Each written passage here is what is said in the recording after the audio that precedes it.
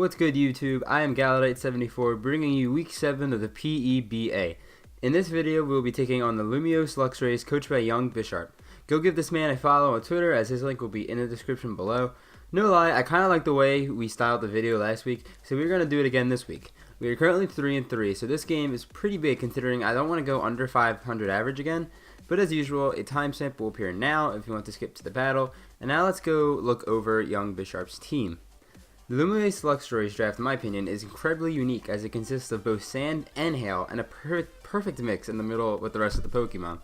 His team consists of Mega Charizard X, Tyranitar, Landorus, Mamoswine, Starmie, Magnezone, Alolan Ninetales, Gourgeist, Xatu, Sandslash, and Alolan Sandslash.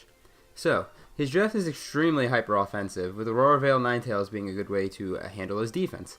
Mamoswine is the perfect Pokemon to blend the Hail and Sand together as well, so I had to find a way around that. He doesn't take damage from Hail or Sand, so that's what makes Mamoswine so good with that. This week we are bringing Krookodile, Mega Venusaur, Pyroar, Suicune, Kartana, and Thundurus to counter his team. So the first Pokemon that we are bringing this week, as I had just mentioned, as always, is going to be Krookodile. Krookodile is running 184 HP with 232 attack, Impish Nature with the last 92 being its speed.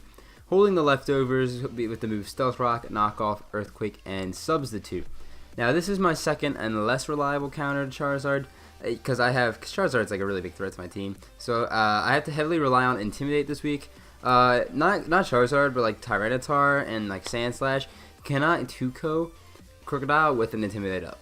And that's good because then Krookodile can come back and hit those mons really hard with some moves I have. So this week Intimidate's going to be very important because I can switch in and take at least I can take 2 hits from most Pokemon. Considering I'm not running a great amount of speed, I might be outsped by a few other Pokemon, but that's okay. With the clean switching, this Krookodile does beat Xatu. I do say clean switching because Xatu's Dazzling Gleam actually does do a decent amount to Krookodile, which I'm not really happy about, but you gotta live with it. Knockoff does a load to it, even a defensive Xatu, which is probably likely to come if he even brings his Xatu. So that's what Knockoff's there for. And overall, Krookodile's just got great coverage for his team. Earthquake and Knockoff just do a bunch to a lot of his mons, like Charizard, Tyranitar. Starmie and Gourgeist don't really appreciate Knockoff at all, and same as Xatu. So like the coverage this week was so good for Krookodile, I decided it would be pretty much worth bringing. So that's kind of it. It didn't need to run max attack because I needed the extra bulk to take some hits. And that's kind of the Krookodile for this week. So the second Pokemon of the week this week is our captain. Captain V is here with max attack, adamant nature, 32 HP, and 224 speed. Moves being Petal Blizzard, Sludge Bomb, Synthesis, and Earthquake. Now, this speed outspeeds the max speed Sandslash, Magnezone, and Tyranitar, both Sandslashes by the way. So I ran out a lot of speed this week to outspeed those things. This also covers his team very well, just like Krookodile. I did go physical this week because a lot of his Pokemon can run Assault Vest, and with Assault Vest, Mega Venusaur's Giga Drains and Energy Balls and Sludge Bombs aren't really doing much. Like Tyranitar, Mamoswine, and Starmie, they can be like nice Assault Vest users. So I decided to go physical because you know there's no Assault Vest for like a physical type of move. Offensively, not defensively, but offensively, this beats Sandslashes, Tyranitars, Mamoswine, and Magnezone. Earthquake coverage was really good. I know Crooksat got it, but Mega Venusaur is also running Earthquake for this reason. Hits a lot of things really hard. I went back and forth with this move, but I decided to keep Sludge Bomb because it still does around half to Ninetales, not behind Aurora Veil. So I think that was decent amount of damage for me, even with a minus special attacking nature. Decided to run Sludge Bomb because there was no physical move that Venusaur gets that does much to Ninetales at all, and I wanted some way to deal with it because Blizzard's, I mean, it's doing a lot, but it's not like OHKOing it, so I can still get a move off on a Ninetales. So that's why I ran Sludge Bomb. And last, it can also outstall Gourgeist to a degree. I prefer not to get into that situation because it's just stall at that point. Poison, Sludge Bomb, just Synthesis constantly. But it is an option if it has to come down to that. And that's kind of it. I'm really happy that I decided to go Venusaur offensive this week. I was a little sketchy about it at first, but I'm looking at it more and more, and I think it's going to turn out really well for the team. The third Pokemon we have on the team this week is Pyroar. Yes, we're bringing Pyroar again. I'm enjoying using this thing a lot, so I'm really happy I'm bringing it. Pyroar is having a max special attack, 216 speed with a timid nature, and the last 40 being in special defense, holding the Life Orb this week with moves being Flamethrower, Hyper Voice, Will-O-Wisp, and Hidden Power Ice. Now this Pyroar outspeeds max speed Landorus and anything under it that's not having a Scarf. HP Ice in most cases, Oko's at Landorus. It's kind of weird. Pyro is kind of a, not a counter, but like a check to Landorus almost because it can one-shot it. So that's what HP Ice is there for. It also hits a few other mons on his team pretty well. Flamethrower hits a lot of his team really hard as well. Like Ninetales doesn't want to take it. Sandslash freaking dies to it no matter what. And Gourgeist doesn't want to take Pyro's hits either. So Flamethrower covers his team really well. He's got a lot of weaknesses. At the same time, being hyper offensive, it's okay to have a bunch of weaknesses because you're just going to be killing everything. So that's kind of how his team is. So Fire does good against his team, and that's why I decided to bring the Pyroar. This hard counters Alola Ninetales and Gourgeist as well. Those two cannot hit Pyro for the life of them. Gourgeist cannot outstall because Pyro is faster and just obliterates it with Flamethrower. And last but not least, Will-O-Wisp is there to burn his physical threats. Tyranitar doesn't want to take a Will-O-Wisp. Mamoswine doesn't want to take a Will-O-Wisp. Whatever threats he has, doesn't want to take a Will-O-Wisp, except for Charizard. Charizard, is immune to it because Charizard's like the biggest threat on this team. So that is the Pyro this week. I'm excited to use this as well. So far, we got pretty offensive mons. I know Crocodile is being defensive so far, but it's still, overall, it's still an offensive mon. Now, we finally decided to add some bulk to the team with Suicune. Suicune is running max defense, 248 HP with 8 in attack, with an impish nature, holding the leftovers, moves being Scald, Substitute, Tailwind, and Bulldoze. Now, this is my main Charizard counter this week, because Charizard cannot 2-ko this thing without a boost in its attack. This thing can tank hits from Mamoswine and Sand Slashers as well, so it has got multi-purpose this week. Scald burns things as well, because, Scald is there to burn things. And I did run Bulldoze as tech this week to stop Charizard from boosting its speed when Dragon Dancing. So the plan is kind of, if I have Suicune in against Charizard, I'm just going to keep Bulldozing and Bulldozing, and I'll sack off Suicune, and Charizard will have max, like a lot of attack, but its speed won't be there because Bulldoze lowers speed. And then I can just come in and revenge kill it with like Pyro or Hyper Voice or something like that, because it'll be low from Bulldoze too, because it's weak to Bulldoze. So that's the main plan with that. It's really interesting tech. I don't know where I came up with this idea, but I'm actually really excited to see how this turns out. If he brings the Charizard, I mean he's gonna bring the Charizard, but that's what that's there for. And then I put Tailwind just to boost the speed of like Crocodile and Venusaur, because I didn't put much speed into Crook this week, but with Tailwind it still outspeeds. And with Venusaur, it doesn't have the greatest speed in the world, but it's offensive this week, so Tailwind's there to boost that as well.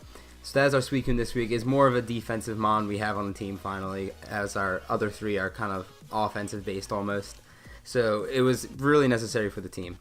Our fifth Pokemon on the squad this week is Kartana. Kartana is running max attack, max speed, Jolly Nature, with the last 4 in defense. Moves being Leaf Blade, Smart Strike, Defog, and Brick Break. Now, I do have to be careful with this Focus Sash. I do like running Sash on Kartana a lot because it guarantees a hit off. Hail can break it though, because I learned week 1 with Salk, with Sturdy. I learned the hard way that Sturdy doesn't work with Sand. I mean, I knew that, it just went by my mind. But this time I remembered Sand doesn't though, so I feel like he's going to bring a mix of both. So if Sand's up, I can bring Kartana in safely. Minus Fire Punch Tyranitar, Kartana literally destroys this thing. So that's what that's there for. There's Oko Starmie, which is a big threat. I have to be a little careful because, Kartana's got trash special defense. This can beat Ninetales, but same situation. Can't really switch in on it because it's trash. Special defense exists. And I have to be careful of Gourgeist's Will-O-Wisp because if it gets burned, this thing's kind of useless almost.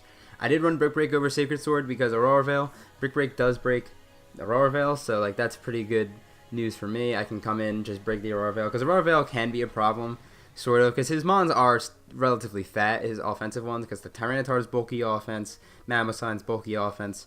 Charizard actually is surprisingly pretty bulky, so Aurora Veil just boosts their defense even more. So if with Brick Break, gets rid of it, that's kind of tech, and then Defog for Stealth Rocks or whatever, but I don't see myself using it. And that's the Kartana for this week. Another offensive mon. I'm looking at my team more and more. It's just almost full on offense this week, so I'm really hoping Kartana just puts in the work here.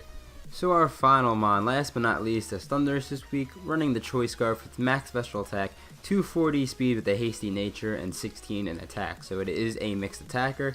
Moves being Super Power, Volt Switch, Thunder Wave, and Hidden Power Ice. Now, the Scarf Volt Switch hits most of his teams. That's mainly what this is here for. But for the mons that can take Volt Switch with Mamoswine and Sandslash, which are immune, I have Super Power for Mamoswine and HP Ice for Sandslash, as well as for Landorus as well. Gotta be careful, because since I'm Scarfed, if I lock myself in Volt Switch, I just have to Hard Switch, which kind of sucks, but I do have counters to those Pokemon as I just mentioned. And Thunderous is a main wall for Xatu. Even though Thunderous doesn't have the greatest defenses, Xatu can't really hit it too hard, and Volt Switch just does a heap to it. Same with HP Ice. And then Prankster T-Wave cripples Charizard's speed, and it cripples a lot of his threat's speed as well, like Starmie and all his fast mons, Ninetales. But like with Charizard, I'm trying to lower its speed rather than attack, because it already hits massively hard. So I'm willing to sack off a Pokemon if it means crippling Charizard's speed in any type of way, just so I can revenge kill it.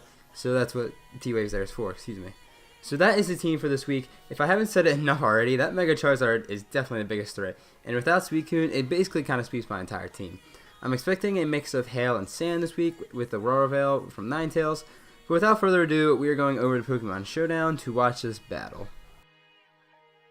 Okay, so we're here, and I don't see a Charizard, and I don't see a Xatu, which I'm shocked the Charizard's not here. So this is telling me, oh, I can get rocks up for free, Xatu, no Magic Bounce, and he does have a Starmie, so that kind of sucks. First turn he goes for Focus Blast and kills my Crocodile. Was not expecting that. I was thinking, oh, I can live any hit except Focus Blast, but I don't think he's carrying it, and he does. So now I have to send in Pyroar to kill this thing. Luckily he does stay in, and I do HP Ice. So first 2 turns we just take out each other. I saw he was Life Orb, so I didn't have to worry about being outsped and killed with a Focus Blast. So now I'm going to switch out to Suicune, because Suicune can take any hit from Mamoswine. Suicune's role now changes a lot because Charizard is gone, so it can counter the Mamoswine, and it can do well against a few other mons like Tyranitar as well. But anyway, I'm going to Scald this thing, get some damage off it, does half, and it burns, which is really nice. He goes for the Endeavor, which is some pretty cool tech. Didn't really work out in this case too much, but I thought it was pretty cool for him to carry that. I'm just going to go for the Skull again, and he stays in again. Considering Mamoswine's now burned, it's kind of like almost useless. So Mamoswine goes down, and we're turn 5, and 3 Pokemon have already hit the floor. And it's still looking good, because Landorus was a big threat, and Mamoswine's a relatively big threat too. So he switches in Ninetales to get the hail up. I set up a substitute to see what he's going to do, because I think he was going to set up a Aurora Veil. I was going to start bulldozing things, and Starmie comes in, he Thunderbolts, and I do bulldoze this thing. I do this because I'd rather have Starmie's speed drop than it get burned, because it's a special attacker, so the burn wouldn't really matter too much. But this turn, Starmie does knock out Suicune. Since Mamoswine's gone, I don't really need Suicune as much anymore. This is good, because it gives me an opportunity to send in Venusaur, which I'm about to do right now. I can Mega Evolve pretty freely, because now I can take Blizzards better from Alolan Ninetales. I'm faster because of the Bulldoze, and I just kill Starmie. So he's letting things drop pretty quickly. I'm letting things drop too, but he only has 3 Pokemon left now. And there's only 1 turn of Hail left, and I'm pretty sure this thing's going to have Light Clay. He does have the Aurora Veil. I just go for the Sludge Bomb. Now, since the Aurora Veil's up, it does only 38%. Now, the Blizzard he's going to go for this turn, and it actually does 49% still, which is still a lot. This thing is actually really strong. Go for Sludge Bomb just for more damage. I'm going to sack off my Venusaur because Starmie's gone, Mamoswine's gone. Venusaur's job's been basically taken care of. Weaken down the Ninetales, so now I can just bring in Pyroar. I know Ninetales is faster, but again, as I said in the team builder, Ninetales can't touch, as he just goes for the Moonblast, excuse me.